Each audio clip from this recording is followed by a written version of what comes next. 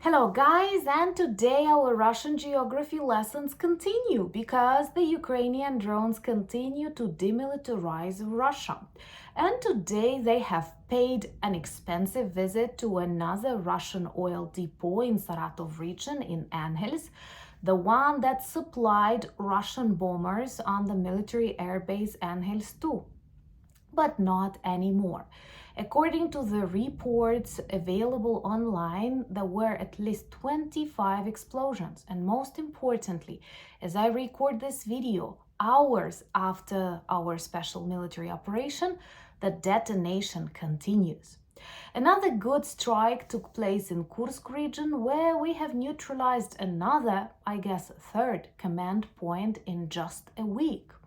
You see that with all the efforts of the Putin's regime, with the backup from the North Korean soldiers, there is nothing they can do in Kursk as the Ukrainian forces continue to advance. And I sincerely believe that in this very crazy world, something good, something that continues, Ukrainian strategy to defeat and demilitarize Russia, gives us hope. My name is Anna, I'm from Ukraine, I'm in Ukraine, and if you want to see the defeat and demilitarization and also protect yourself against Russian hybrid warfare and some real bad things that can actually happen, subscribe. We discuss all of that on the channel with my Ukrainian experience. And sometimes listening to Elon Musk, for example, I feel that other countries might need that experience too, unfortunately.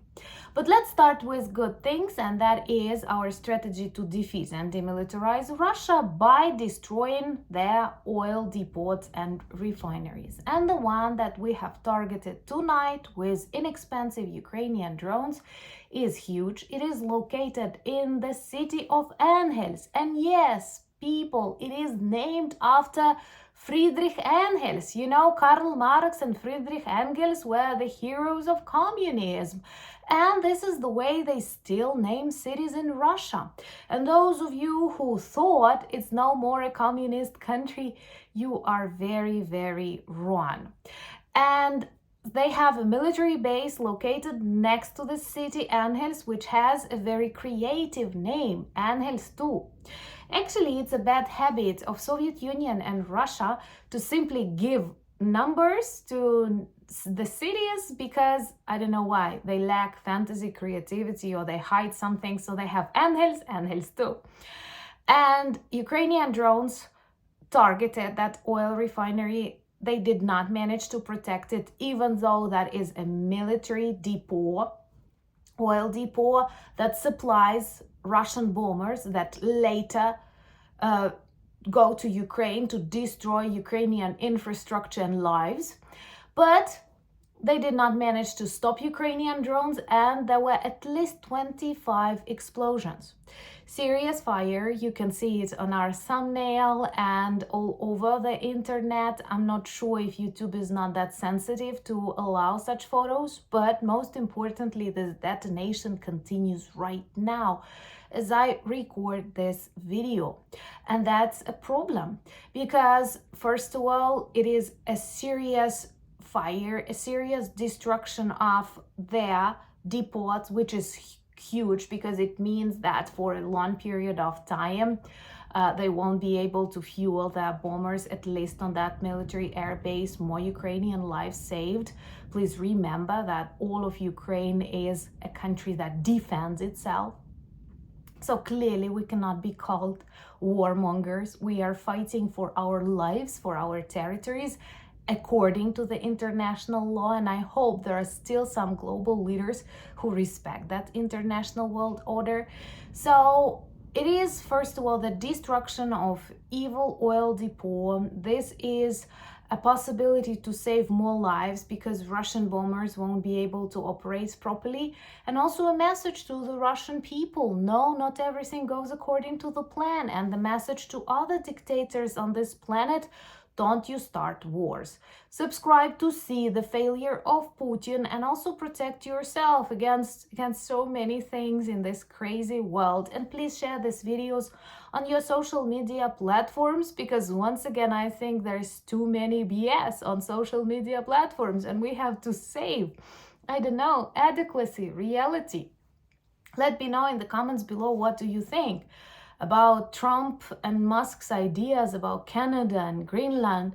It seems insane to me, but I don't know, should I take it seriously? By the way, you can participate in a questionnaire in the community tab, because I genuinely try to shape my opinion and it's anonymous.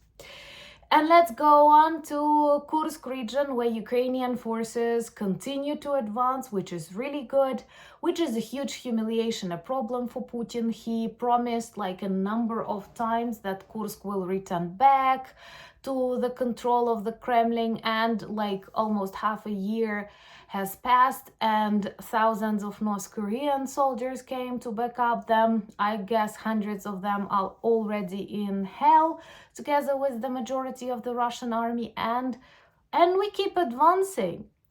But we don't need any of the Russian territory, honestly. All we want is our 1991 borders and the understanding of the world that the best version of the reality is to respect borders of each other, because otherwise we open a huge problem that cannot be returned back. And honestly, I am sorry, but I think it has already started with this accepting world of the annexation of Crimea, when an aggressor, a country full of evil and hatred, attacked an independent, normal country that is a much better partner than Russia.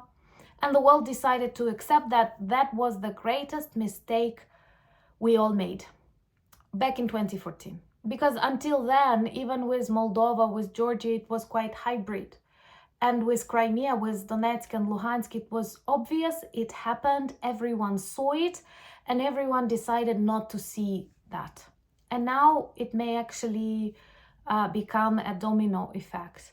And again, honestly, I feel that the experience of Ukraine, the experience of Ukrainian civilians and the Ukrainian armed forces must be studied and can actually be very useful to you personally, even if you live across the ocean. And so you can celebrate together with us the destruction of another Russian command point, because the weaker Russia is, the weaker North Korea is, the weaker Iran is, the weaker China is, the more other dictators or to-be dictators will think whether they cross this line or not.